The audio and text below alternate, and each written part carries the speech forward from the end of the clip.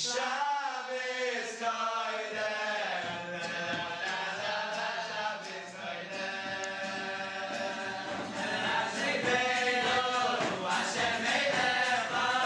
Hashem Eilecha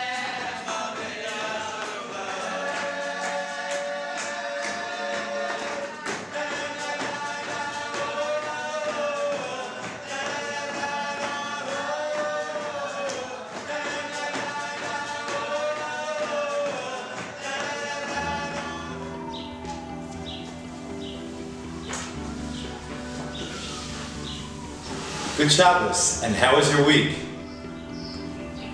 This week's Parsha is Parshas Yisro, arguably one of the greatest Parshas in all of Torah, for we receive the Aser Sedibros, the Ten Commandments. Yet it's named after Yisro. Rashi on the first pasuk tells us that Yisro served every idol known to mankind at that time. Yet, we name the greatest Parsha in the Torah after this person? The Baal Shem Tov explains, true, Yisro served every idol in the world and was from a very far place spiritually. Yet, the reason why this great Torah portion is named after such a person, it's for a chizik for each and every one of us. For no matter how far away we might find ourselves at any point spiritually, we must know that we can always return to Hashem and connect to His Torah. This week, we celebrated Tu B'Shvat. Actually, today, right now, it's Tu B'Shvat here in Yerushalayim. In a few hours, everyone's going to awake in the US and be able to celebrate this great day. Well, what is Tu B'Shvat, the 15th day of the month of Shvat? In Hebrew school, we've all sung the famous song, Tu B'Shvat Higia Chag HaIlanot, and all the different cheers and beautiful melodies that we remember growing up. But as we get older, we need some real disciplines to understand how to further maximize and benefit from this great holiday called Tu B'Shvat. The rabbis teach us that on the 15th day of the month of Shvat, the sap goes up from the roots of the tree and the small buds start to blossom. Our rabbis teach us that it's on the 15th day of the month of Shvat that the tree takes root once again. Its roots become alive, sap travels up through the bark of the tree, spreading out into its branches, and you begin to see the little blossoms. It's actually on the Tu B'Shvat that you get to see the little buds peeking out at the edge of each branch. In essence, today is about the roots. It's about reconnecting to our roots. When a Yid connects to their roots, all of a sudden the potential becomes so clear. Who they are is right there. We don't celebrate the fruit bearing of the tree, for there's only these tiny blossoms. We celebrate the potential of where each tree could be. The great Reb Zusha of Anipoli would always say, I do not fear when I come up to heaven that they will ask me, why weren't you Moshe Rabbeinu? For that I have an answer. But when they will ask me why I was not Zusha, that is something I work on each and every day.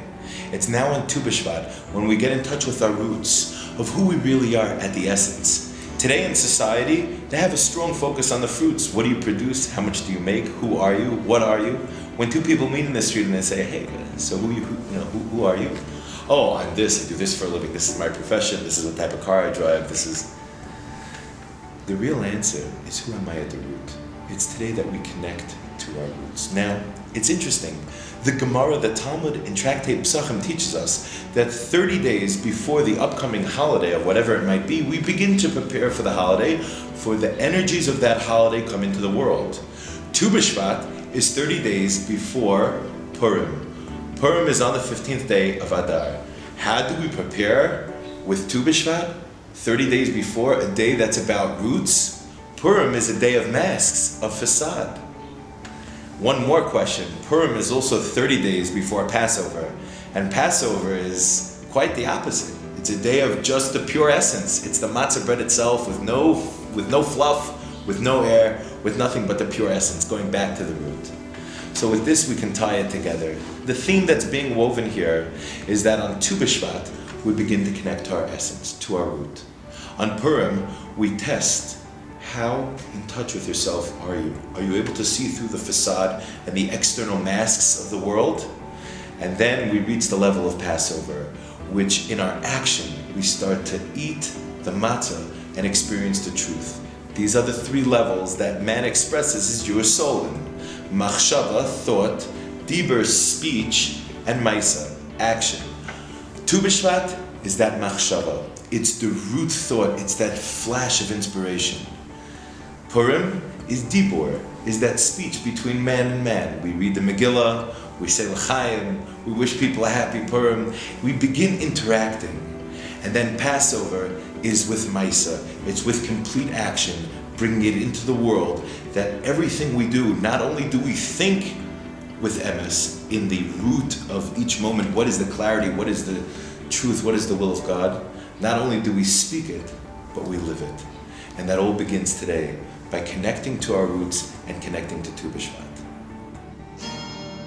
Shabbos koydem, Shabbos koydem, Yismechu b'malchuso, Yismechu b'malchuso, Shoyim reish ha'avos v'koyrei oyneh, oyneh koyrei oyneh.